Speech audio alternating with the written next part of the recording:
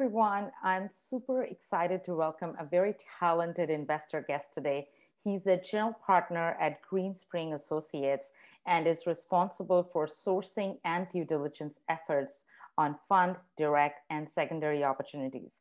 He's also actively involved in the assessment of micro VC fund managers for his firm.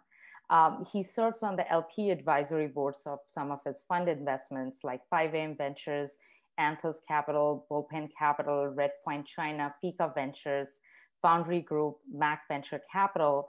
He also serves on the board of some of his direct investments like Xometry and is a board observer for Aqua Security, Omnispace, LogicGate, Rocket Lab Electric. Welcome to SheVC. I'm your founder and host, Gayatri Sarkar. With us. His name is Hunter Somerville. He's a general partner at Greenspring Associates. Super excited to welcome you, Hunter. No, thanks for having me. Looking forward to the discussion and the conversation. And acknowledge the fact that I was introduced to Hunter by one of their LPs, and this was one of the easiest and smoothest process ever. And I was also asking for some extra time from him at the last minute, and he was very gracious about it. So thank you very much, Hunter. Oh, my pleasure. We aim to be flexible. That's great. So let's deep dive into the questions. You have been an investor in many iconic venture funds that are creating new market behavior.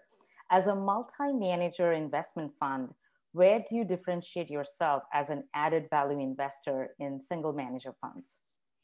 I think it's become apparent over the past few years that capital more than ever has become a commodity, particularly in venture. And if you look 10, 15 years ago, venture was less of a loved asset class. It was sort of like a tertiary thought on people's allocation programs. And it's very much changed now and has come more into fashion, more into light, and people recognize the value of having it within their portfolios. And so as a result of that, that's created a lot more capital that's coming into venture. And that also forces people that have been in venture to step up their game, to stand out, and to be an incredibly impactful partner for us, both to the funds as well as to the companies. And so I don't think you can take that for granted anymore. And you really need to think of what kind of differentiated partner you can be. For us on the fund side, when we work with managers in the venture asset class, they're mostly early stage funds. They do seed, Series A, Series B, and we look to be collaborative and helpful to them in what we do on the direct and secondary side, where we come in and where we lead follow-on rounds in companies that they're actively involved in already, as well as become a secondary buyer when LPs of theirs need to sell, or when there are situations within the companies where it makes sense to come in and be a liquidity provider. And so unlike other LPs that will come to an annual meeting once a year and show up and check in on how their investment's doing, we have much higher touch points with the managers we work with and are discussing company investments both on a primary and secondary basis at any given time. And not only do we have to sell the GPs on why we'd be a good partner there, more importantly, we have to sell the founders on why we'd be a good partner there. And we need to have our own brand that stands up in its own right. And we need to have resources that allow us to be helpful to the company side too. And I think that's what most LPs take for granted. You can't just begin a co-investment program and hope that it works if you don't have the infrastructure and resources to actually be helpful down to the founder level. And we've put a lot of thought into building that. As part of our team, we've got a portfolio impact team that just does business development, that looks to be helpful in customer introductions, strategic partner introductions, recruitment assistance, where we can leverage our broader corporate network to be more than just a passive capital provider. And so we've been pretty thoughtful on team build out around business development function. And we look to help the companies even before we're directly invested in them. So we will do that when it's a seed or Series A investment that's just part of one of our funds, because we indirectly benefit from those companies doing well, even if we haven't doubled down and invested in them on a direct basis. And so it's also just goodwill helping founders that need to help more at the early stages than once they've established execution and are on a much faster growth trajectory. So that's how we think about it and how we've built out our team. We do other things around data tracking. We track every underlying investment we have through our funds.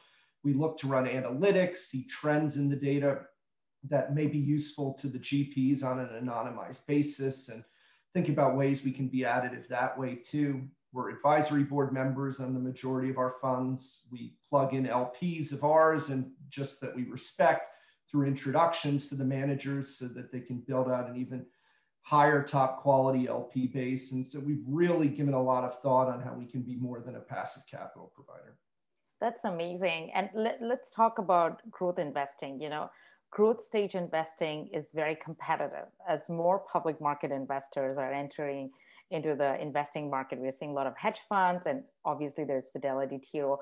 What goes beyond the check that convinces late stage companies to put Greenspring on the cap table? And I know Greenspring has been there for a long, but this is also a great opportunity for newer LPs to understand how does it mean to be a growth stage investor. Yeah, there's so many new participants. There's the hedge funds with private funds. There's the crossover funds. There's sovereigns. There's other LPs that are looking to do co-investment programs and be active there. And so it has become a very crowded and congested ecosystem. We, like you said, have been doing this for about 21 years at this point. And so I've got to give a lot of credit to my partner and founder of the firm, Ashton Newhall. He didn't want to just be another venture fund of funds when we got started at the very beginning. And he included direct as a key component of what we were doing. Back then, it was not a popular thing to do. It wasn't something that people were dabbling in. If they were doing co-investments, it was probably in private equity and buyout. But for us, it allowed us to build a reputation and credibility among the founder community, to my earlier point. The GPs are wonderful to collaborate with and work with. And we don't take any of that for granted in how great of a partner they've been to us and introductions they've facilitated to some of their top companies. That's really how we think about the ecosystem in the world. But at the end of the day, we also have to sell the founders on being the best partner to them. And I think that's going to be tough for a lot of these new entrants into the ecosystem because you need to have a brand, you need to have established your ability to add value, and you need to think of unique ways to do it. I mentioned some of those, customer introductions, I think, are one of the most interesting areas you can be helpful, but you need a corporate network that you can then plug in and that trusts you and trusts your opinion and would value those introductions. And that's not something that's easy to build. It takes time in order to establish that trust and to be effective there. You also need founders that will serve as references for you. Anytime you're trying to win or earn your access into a highly competitive deal, you want founders who will, reach out to the founder you're talking to and vouch for you and what you can do and what you can bring. The best ones will always ask for references on you versus the reverse. And so if you don't have that and you don't have founder love, then you're going to be in a really disadvantaged position in order to take advantage of that.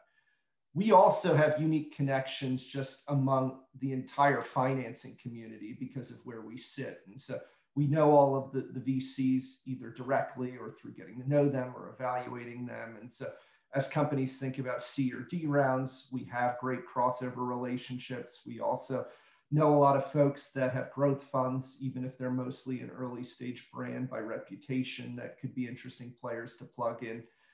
And I'd say more than anything, I think what we bring is a low ego collaborative approach to partnership.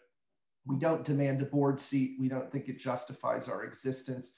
We're happy to take it if that's what the founder wants. But more than anything, we'll be very comfortable with taking board observation and come in and allow them to find an independent or a domain expert or someone else to complement the probably highly concentrated investor board. And add someone different that can be additive and thoughtful. We don't need that. We don't require that. We try to do what's in the best interest of the company itself. And we obviously know some of the board members already because there are fund managers that do early stage investing. And so we're not looking to disrupt that chemistry. We're looking for it to continue. And we're just going to help around the edges with customer introductions, financing introductions, or however else we can be helpful. That's amazing. Now, since we are talking about board seats, so can you share your learnings from being on the board of some of these amazing companies? And what tips do you want to share to startup founders that are raising their growth rounds? Yeah, so like I said, we are sometimes board members, more typically board observers on the companies, but see everything in action and look to be as helpful as any full board member would be. Typically don't see a distinction there.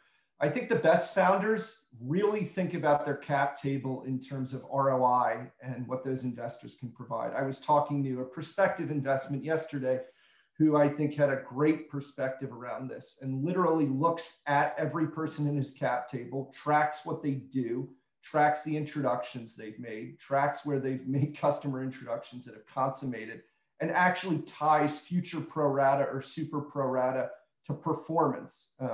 And you would think that everyone does that or should do that, but it really isn't the case.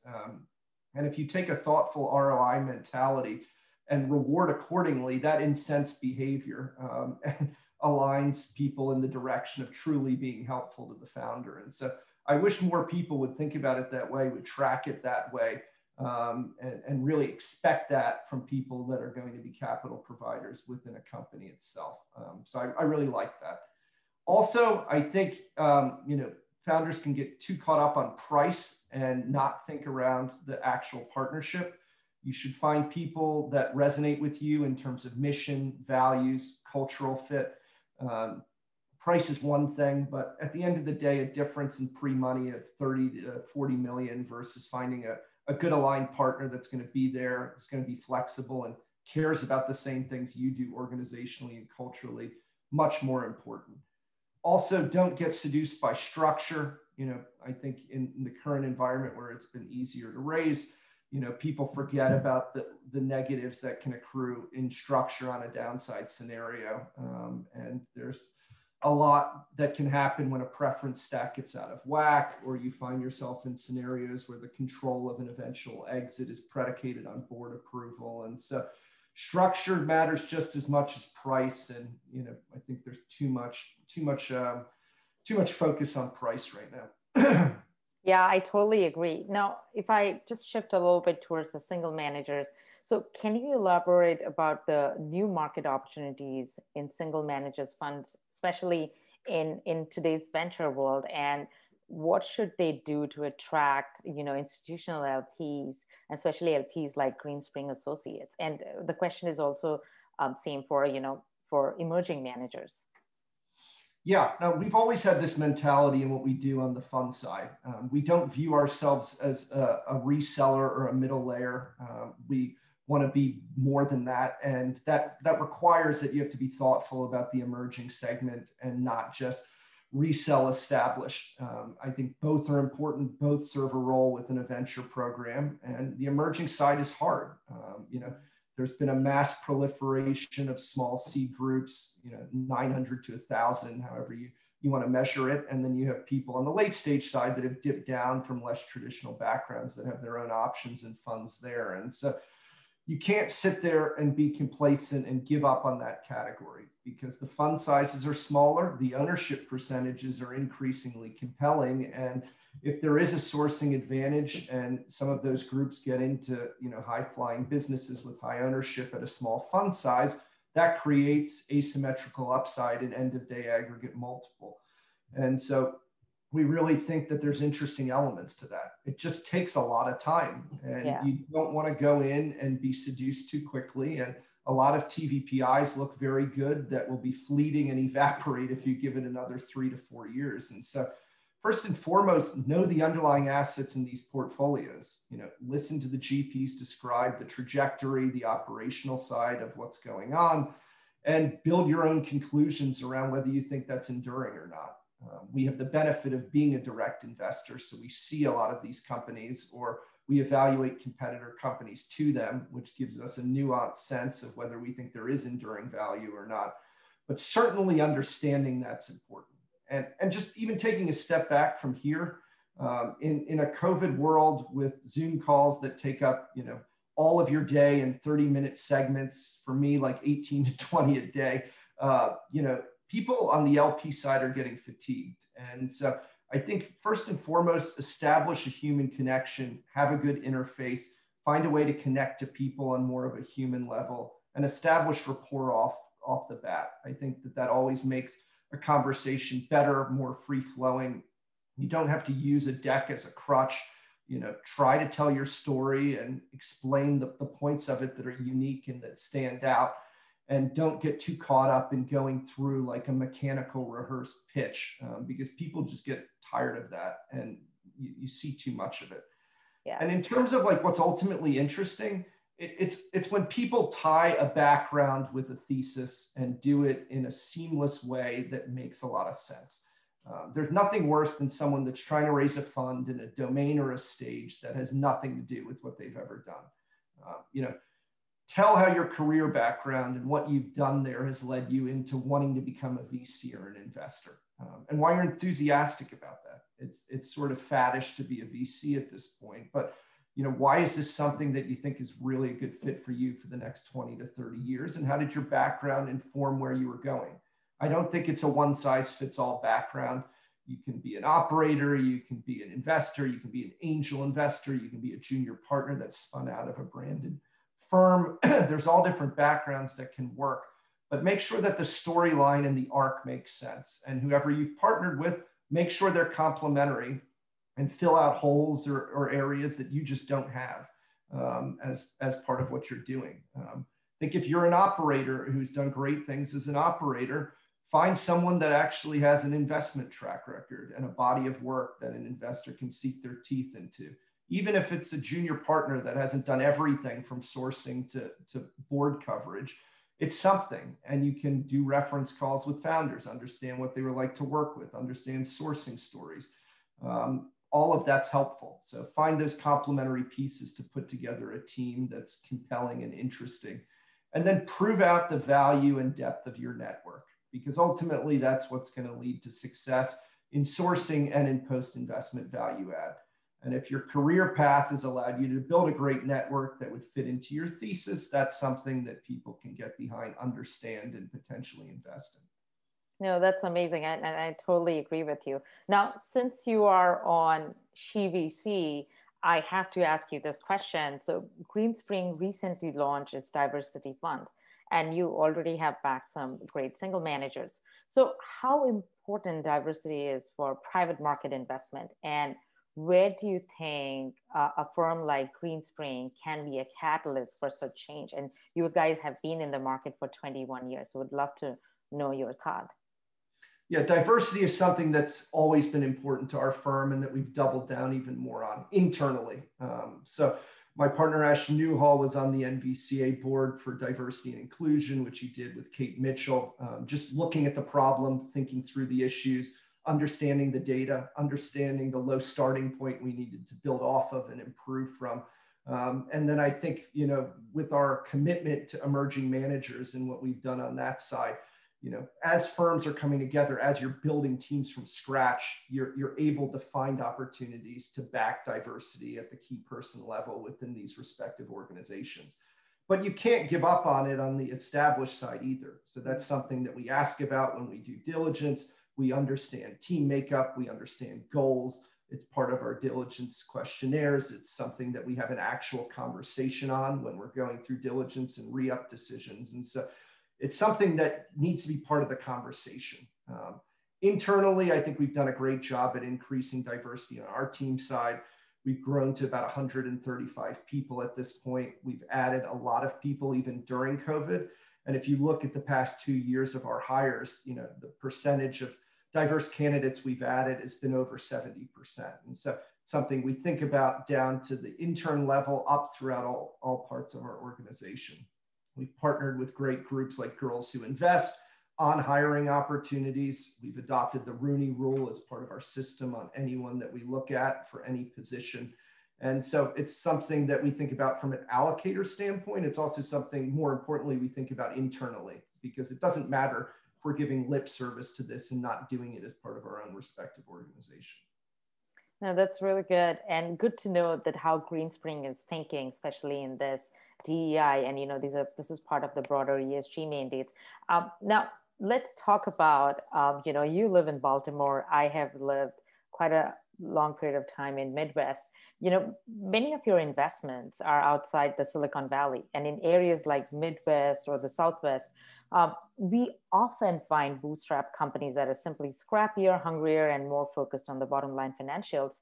Because some of these companies they are almost like underdogs trying to compete with this better funded companies from the coast, and often they're succeeding. So how do you think this COVID-19 has created more opportunities for such startups? Because nowadays a lot of startups are moving away from Silicon Valley.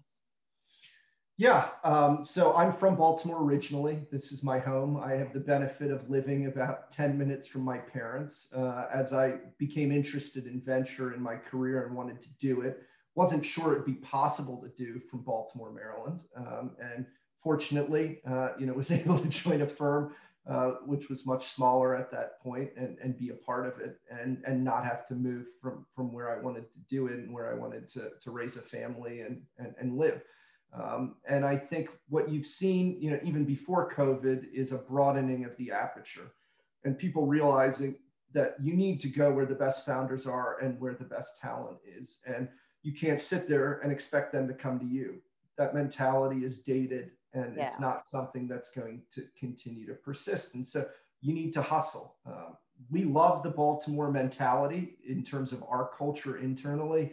We say we are defined by grit and a healthy paranoia. So we like to knock down doors to get things done. We don't ever want to be complacent.